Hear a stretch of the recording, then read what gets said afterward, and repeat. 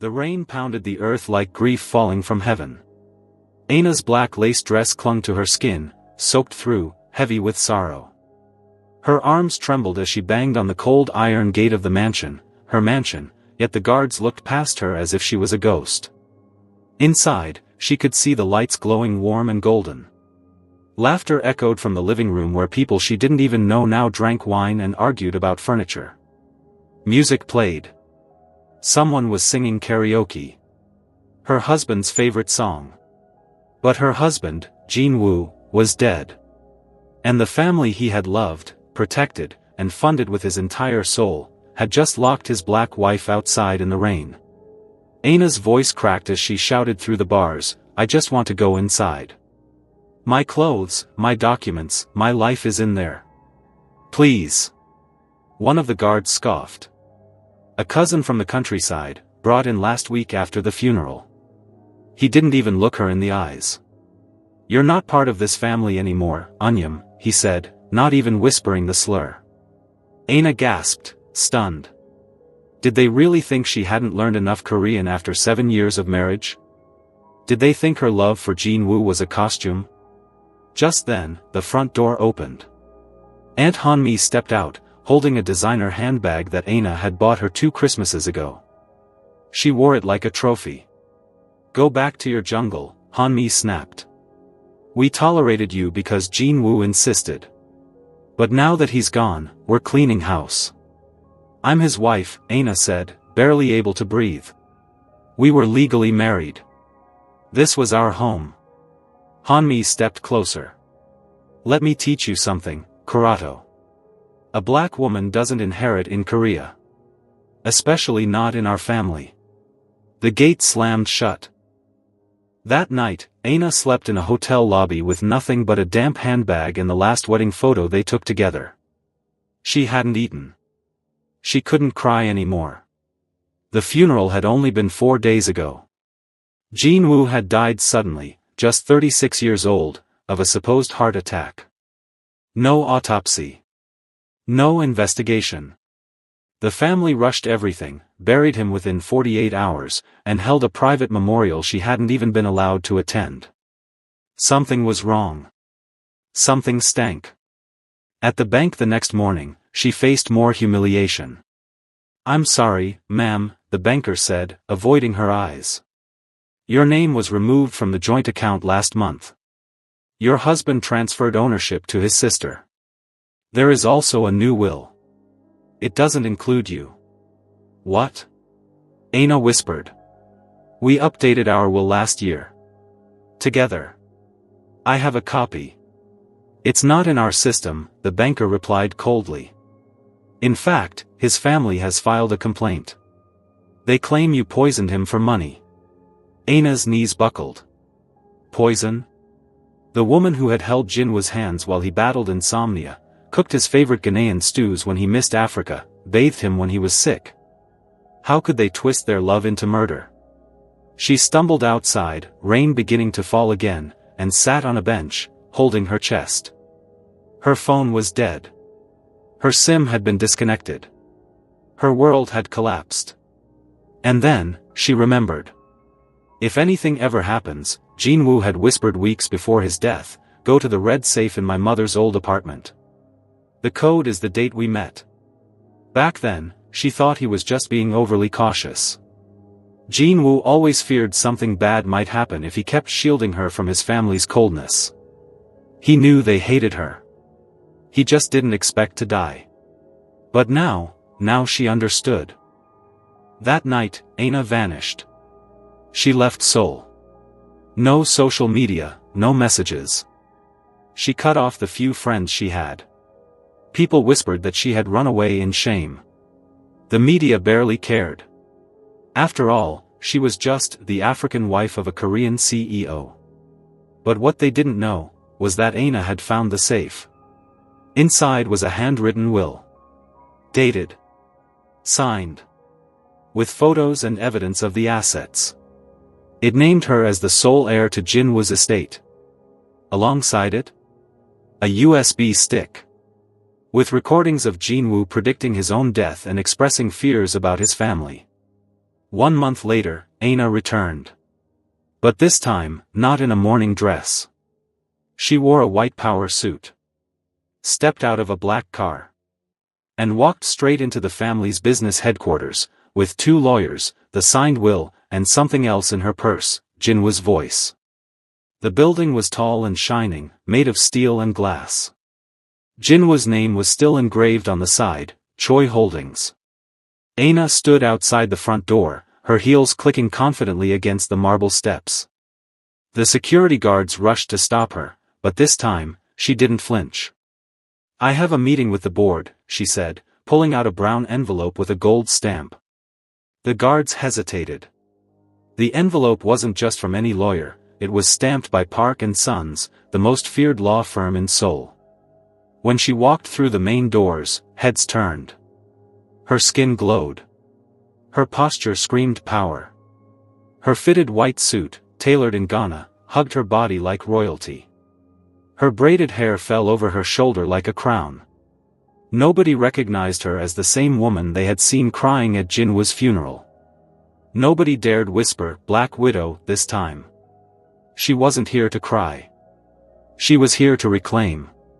3 weeks earlier, Aina had arrived at the tiny apartment Jinwoo's late mother once lived in. It had been locked for years. Dust floated in the air like tiny ghosts.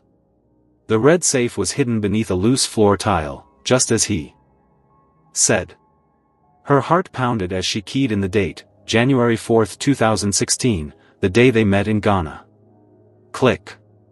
Inside, a handwritten will with Jinwoo's signature and fingerprints. Video footage of Jinwoo speaking into the camera, detailing his assets, passwords, and fears about his family. Audio clips of his sister threatening him. A notebook titled, "If I Die Suddenly." Tears spilled down Aina's face as she read his words. "My wife is not just a queen. She is my legacy. If I die, protect her. She deserves everything, and more." She clutched the letter to her chest and sobbed, for the first time, not in grief, but in strength. The next morning, she flew to Jeju Island. Disappeared. She met with Park & Sons, the most brutal inheritance lawyers in the country.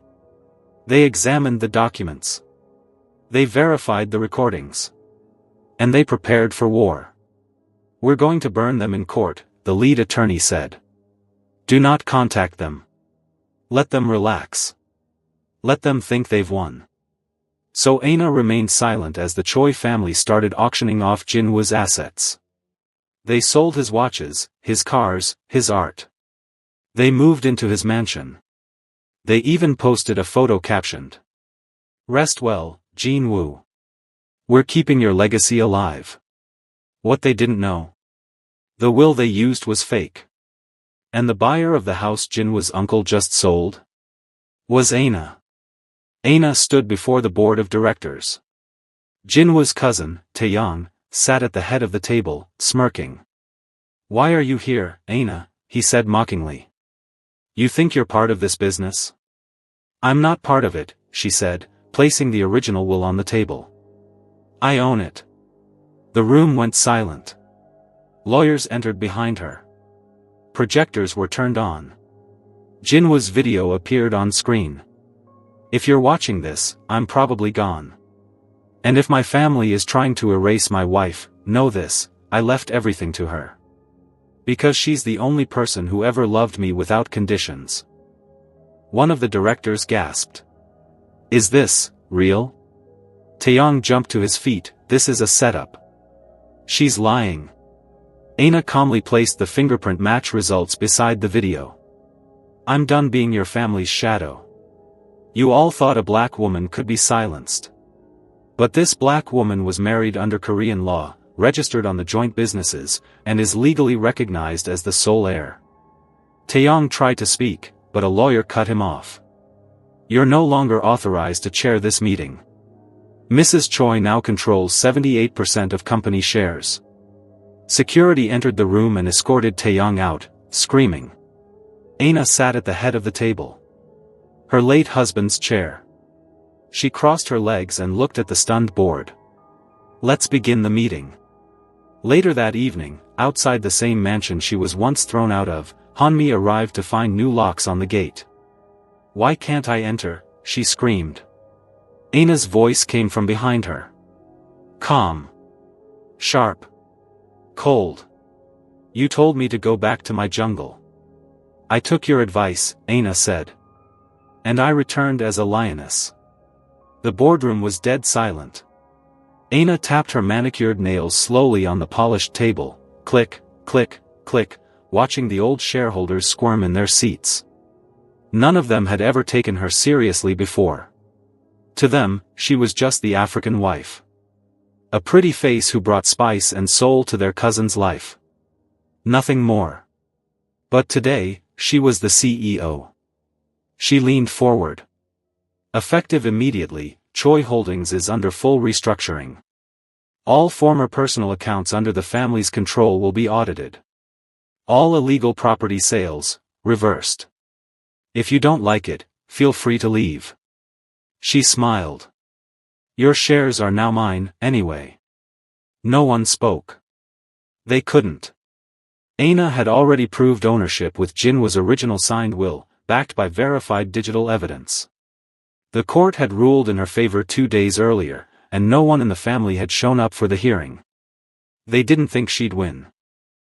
They thought she'd crawl back to Ghana. But she'd stayed.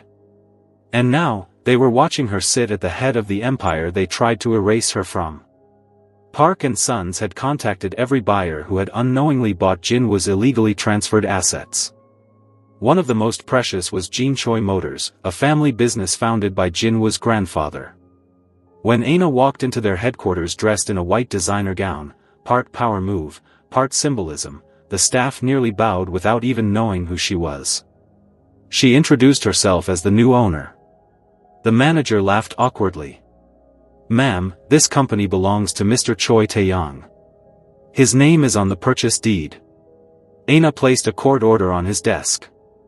"Not anymore." Within hours, Taeyong was called. His voice crackled through the speaker, laced with disbelief. "You can't do this. You're nothing without Jinwoo." "Then it's a good thing," she replied coldly, "that he left everything to me."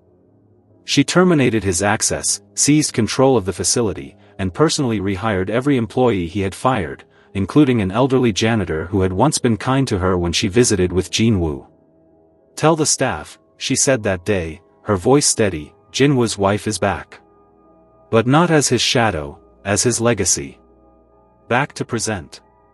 Aina stood before the grand mirror in her new penthouse, the same one her mother-in-law once called too expensive for a foreign woman. Her reflection no longer trembled. The woman staring back wore a soft white jumpsuit, pearl earrings, and power in her eyes. Her skin shimmered. Her hair was pressed into soft waves. She looked like a queen. No, a conqueror. Aina poured herself a glass of champagne and stepped out onto the balcony. Below her, the city lights of Seoul twinkled, unaware of the silent storm that had passed. She could hear a faint song playing in the streets, Jinwoo's favorite ballad. A tear slipped down her cheek. Not from grief, but from pride. The following week, the Choi family gathered in shame. They had tried to humiliate her. They had told the media she was a gold digger. Spread lies that she had poisoned her own husband. Even blocked her from entering his funeral. But now? Their phones were buzzing with alerts they couldn't ignore. Chart decreasing breaking news, African wife of late CEO wins court battle, takes over entire Choi estate. Camera with flash photos, Mrs. Aina Choi signs deal with Japanese automaker at Seoul Summit. Television interview tonight at 9 p.m., the Black Widow who became Korea's business queen. Hanmi choked on her coffee when she saw Aina's face on the news. Taeyong smashed his phone. The cousins whispered in shame. But it wasn't over. Aina had one final move. She summoned the family to the very mansion they had kicked her out of, the one she now legally owned. They arrived hesitantly. All dressed in black again. Only this time, it wasn't a funeral. It was a reckoning. When they entered, the entire living room was empty except for a grand portrait of Jinwoo and Aina, smiling, dressed in traditional Ghanaian attire, painted in gold leaf and framed in mahogany. Aina stood by the window, sipping tea. "I didn't call you here to argue," she began. "I just wanted you to see how peaceful this house feels when filled with truth. No lies. No hatred. Just legacy." Taeyong scoffed. "So what now? You'll throw us out like dogs?" Aina turned slowly. "No," she said. "I bought the company. I own the house. I control the accounts. But revenge won't bring Jinwoo back." She walked to the table and placed a white envelope down. "Inside this envelope are 3 options.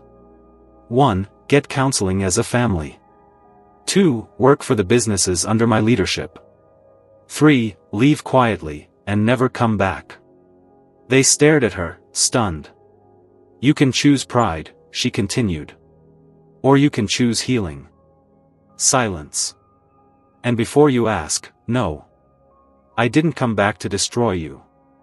I came back because Jinwoo believed in me when you didn't. And now, his belief paid off." The following months were bitter for the Choi family. The lifestyle they had grown used to, funded by Jinwoo's sweat and Aina's silence, crumbled before their eyes. Hanmi's luxury spa was shut down due to unpaid debts. Taeyang's sports car was repossessed in public. 2 cousins were arrested for tampering with inheritance documents. And the mansion they had once stolen from Aina now featured her name in golden letters at the entrance. House of Aina Jean Choi. The family had never worked a day in their lives. They lived off Jinwoo, mocked his love, and shamed his black wife. Now, they were back to using flip phones, riding buses, and arguing over who would sleep on the couch in a tiny apartment.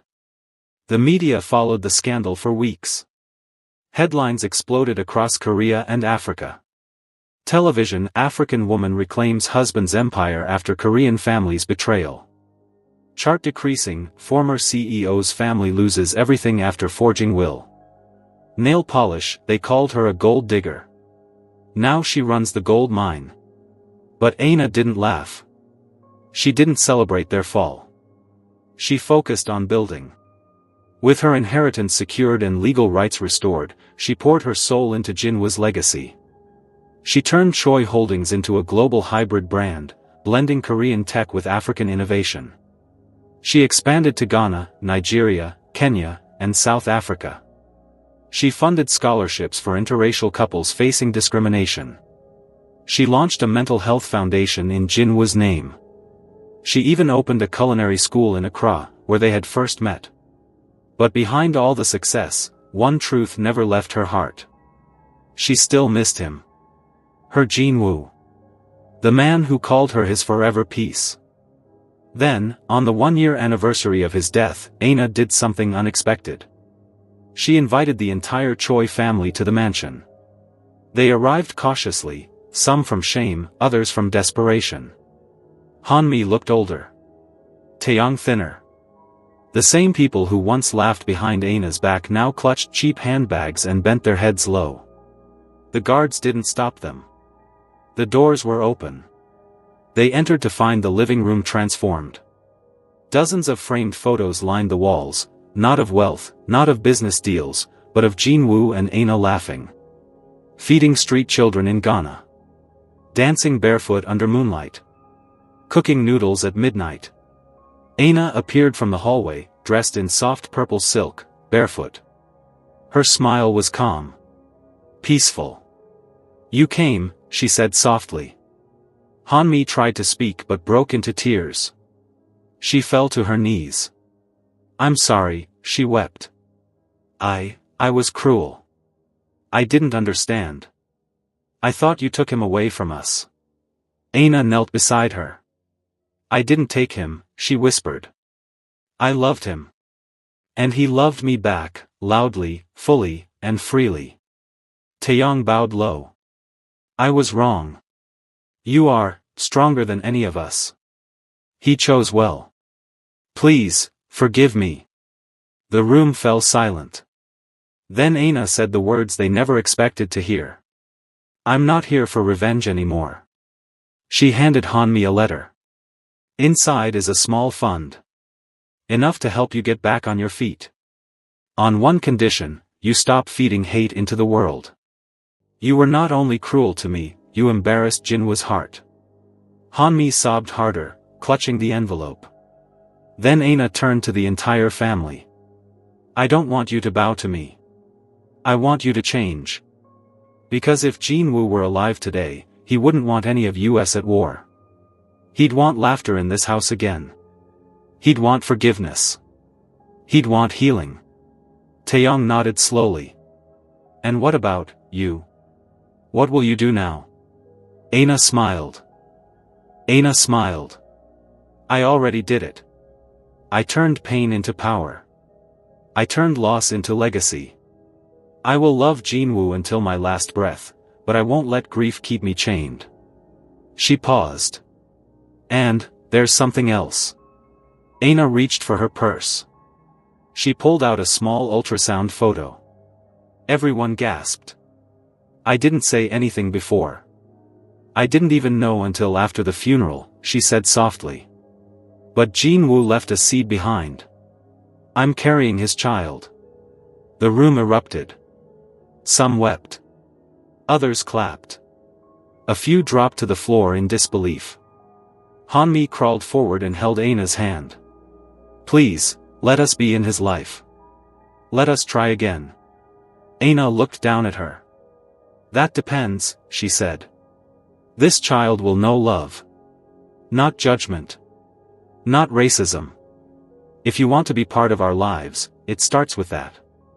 6 months later. The baby's cry echoed through the mansion. A boy. Beautiful skin like his mother. Sharp eyes like his father. They named him Jinari, a blend of Jinwoo and Ari, meaning gift in Aina's native language. The Choi family visited every weekend, helping cook, cleaning without being asked, learning Aina's language, and even wearing traditional Ghanaian clothes on holidays.